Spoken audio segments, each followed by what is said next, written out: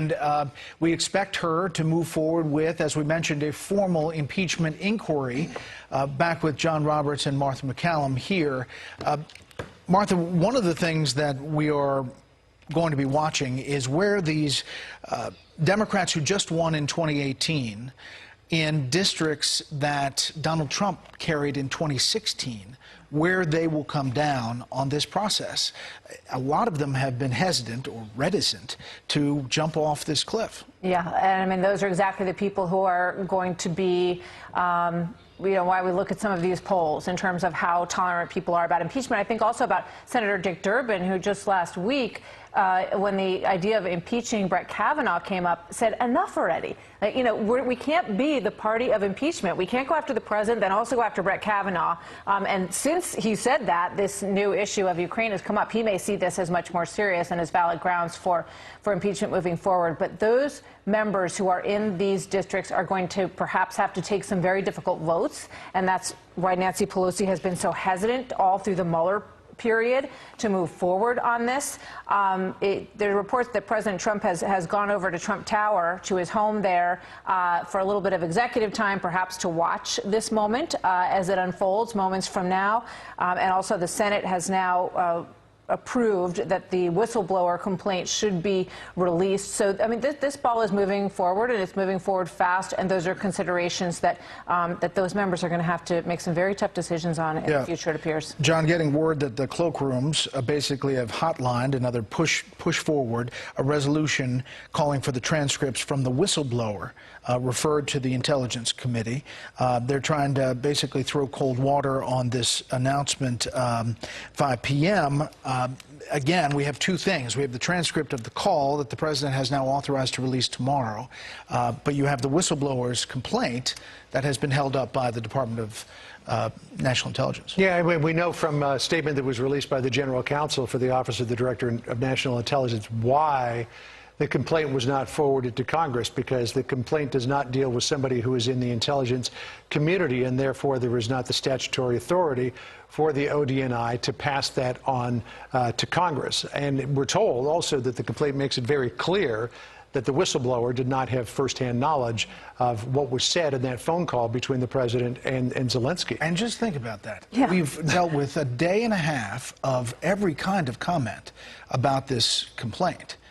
And this person did not have firsthand knowledge. In other words, didn't hear it, didn't see the transcript. And there's another development in that as well. A very good congressional source told me this afternoon that an attorney representing the whistleblower has sent notification to the Director of National Intelligence to say that the whistleblower, whether it's a him or a her, we do not know, is taking the steps to appear before Congress in some way, shape, or form. I expect that that would probably be an interview behind closed doors with either the House or the Senate Select Committees on Intelligence, or maybe both of them. We do not know how far down that road this has gone right now, only to say that official notification has been given to the DNI that this whistleblower plans to go before Congress. But the Democrats are now saying, okay, it's not the call, it's not the whistleblower, it's what President Trump and Rudy Giuliani have said publicly over the last day and a half that now has move this ball forward. Indeed. And just one other point to what John's second point, which has been also misinterpreted by a lot of people, even Nancy Pelosi at an event last night and that event today, said that because that 7-day period wasn't recognized and that information turned over to Congress, that it shall be shared with Congress, that in and of itself would constitute reason enough to start digging into this impeachment inquiry. And yet, the Office of Inspector General for any agency deals with people who work within that agency. So that is a different thing which has not been acknowledged at all by so many of the people who've been talking about this. And the General Counsel also in that statement that we received yesterday says that they consulted with the Inspector General about this and that the decision was made to not pass it on to Congress. Former Assistant U.S. Attorney Andrew McCarthy, a Fox News contributor, joins us now. Andy, your thoughts on this as it's been developing? I know you've written about it in the past couple of days. Your thoughts on this afternoon?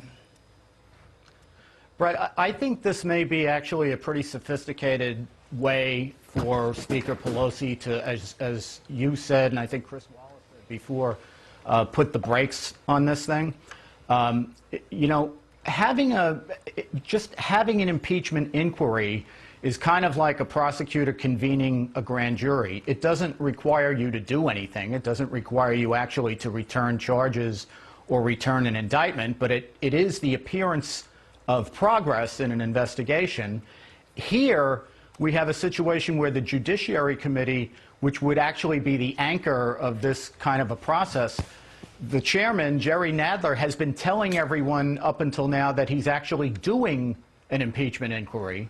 And our complaint about that has been that it's never been formally commissioned or formally voted. So now all that's happened is they're going forward with it. Doesn't make them do anything.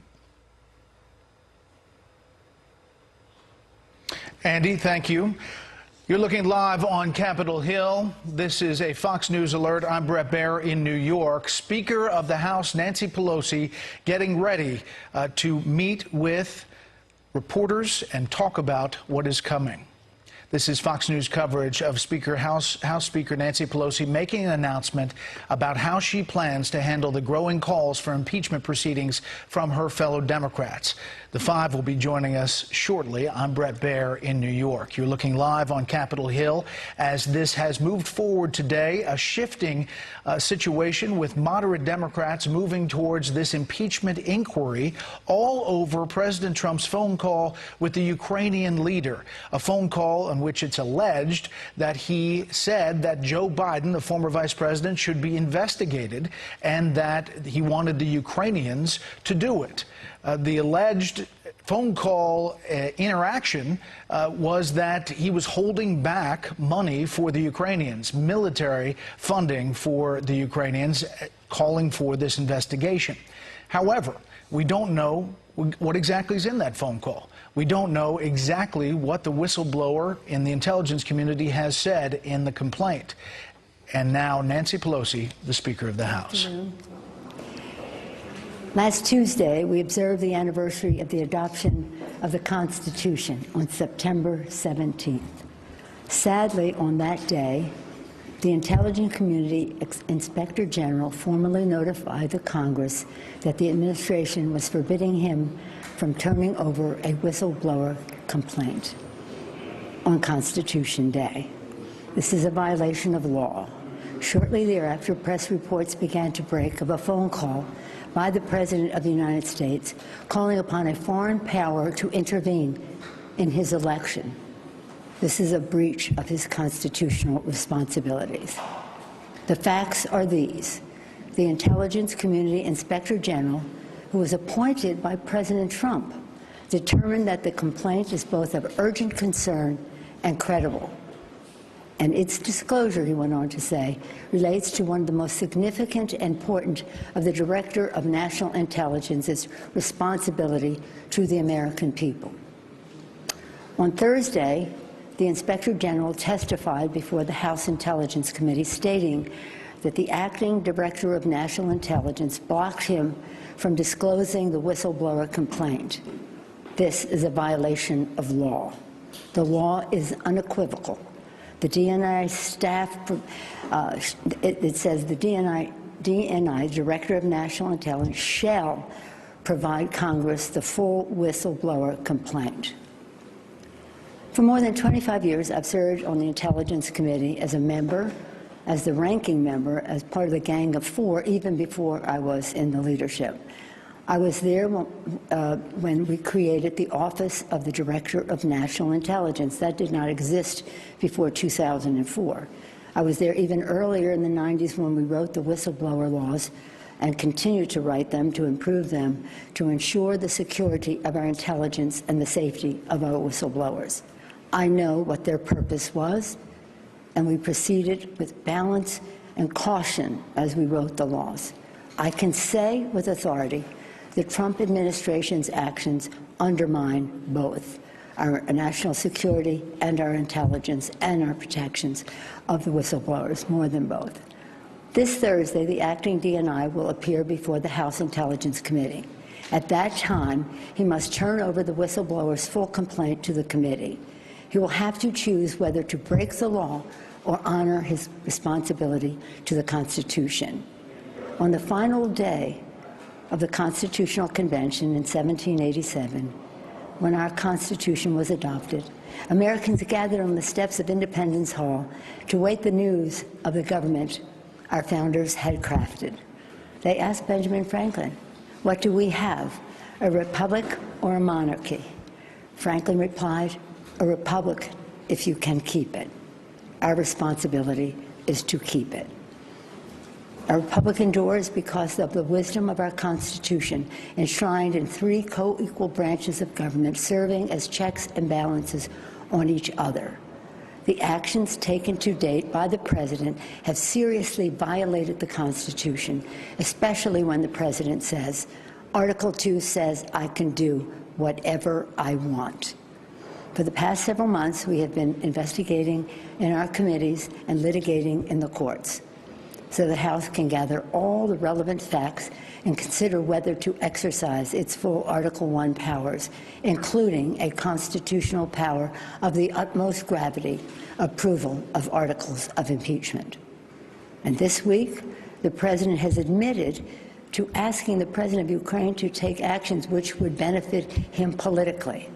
The actions of the Trump presidency revealed the dishonorable fact of the President's betrayal of his oath of office, betrayal of our national security, and betrayal of the integrity of our elections. Therefore, today, I'm announcing the House of Representatives moving forward with an official impeachment inquiry. I'm directing our 6 committees to proceed with their investigations under that umbrella of impeachment inquiry. The President must be held accountable. No one is above the law. Getting back to our founders, in the darkest days of the American Revolution, Thomas Paine wrote, "The times have found us. The times found them to fight for and establish our democracy. The times have found us today, not to place ourselves in the same category of greatness as our founders, but to place us in the urgency of protecting and defending our Constitution from all enemies, foreign and domestic." In the words of Ben Franklin, to keep our republic. I thank our Chairman Nadler, Chairman Schiff, Chairman Nadler of Judiciary, Chairman Schiff of Intelligence, Chairman Engel of Foreign Affairs, Chairman Cummings of Oversight, and Chairman Cummings I've been in touch with constantly. He's a master of so much, but including inspectors general and whistleblowers. Congresswoman Richie Neal of the Ways and Means Committee, Congresswoman Maxine Waters of the Foreign Financial Services Committee. And I commend all of our members, our colleagues, for their thoughtful approach to all of this, for their careful statements. God bless them, and God bless America. Thank you all. Madam Speaker, never before has the President been convicted by the Senate. What does this accomplish if the Senate doesn't convict? House Speaker Nancy Pelosi on Capitol Hill announcing the formal impeachment inquiry moving forward after questions about a phone call with the Ukrainian leader by President Trump. Noticeably, the Speaker said it was a violation of law with respect to holding back the whistleblower's complaint to Capitol Hill, but she said a breach of constitutional responsibility as far as the President's actions on that phone call. We mentioned earlier President Trump today tweeting that he has authorized the release of the transcript, unredacted, of that phone call with the Ukrainian leader. And he is saying that this is all another witch hunt, according to the President's words. Speaker Pelosi saying that she has activated and asked all of her committee chairs to come forward in this process that now will be a formal impeachment inquiry. Join me here, Martha MacCallum, John Roberts on the phone, Britt Hume, and Chris Wallace, who just wrapped up an interview with the Iranian president. More on that in a minute. Martha, your reaction to what the Speaker said? Well, she zeroed in on calling a foreign power to intervene in a U.S. election. So that is the area where she feels that the President has overstepped his bounds. Obviously, it harkens back to the entire Mueller investigation and the concerns about that as well. She's saying it happened here and it happened in a much more clear way that has a flow through. And as you said, the violation of law from the DNA blocking the whistleblower, which we mentioned before, is not a done deal. There are different interpretations of that, given the responsibilities of the IG and where they lie. There's also the question that has been very obvious, which has to do with whether or not every conversation that the president has with a foreign leader has the right to remain confidential. But she laid out, her committee leaders, the way that, to some extent, the way this process is going to go. We're going to learn more about that as it moves forward. But she has started this ball rolling in no uncertain terms. Chris Wallace, again, who just wrapped up an interview with the Iranian president. Chris, we are told that the whistleblower wants to testify in front of the House and Senate Intelligence Committee. But your thoughts of what the House Speaker just said and the formal initiation of this inquiry? Well, I think the most interesting aspect of this is, we're talking a lot about what the whistleblower knew or didn't know, firsthand knowledge.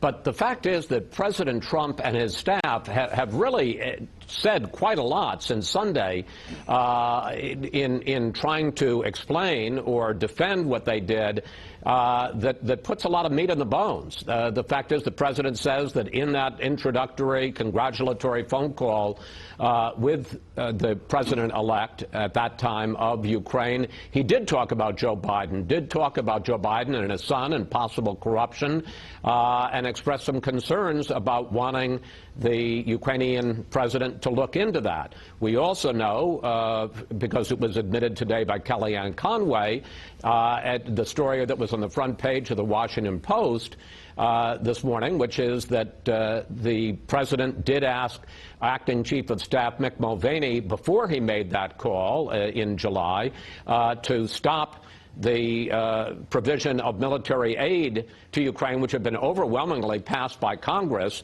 Everyone seemed in the government to want, and the president said he wanted it to be stopped.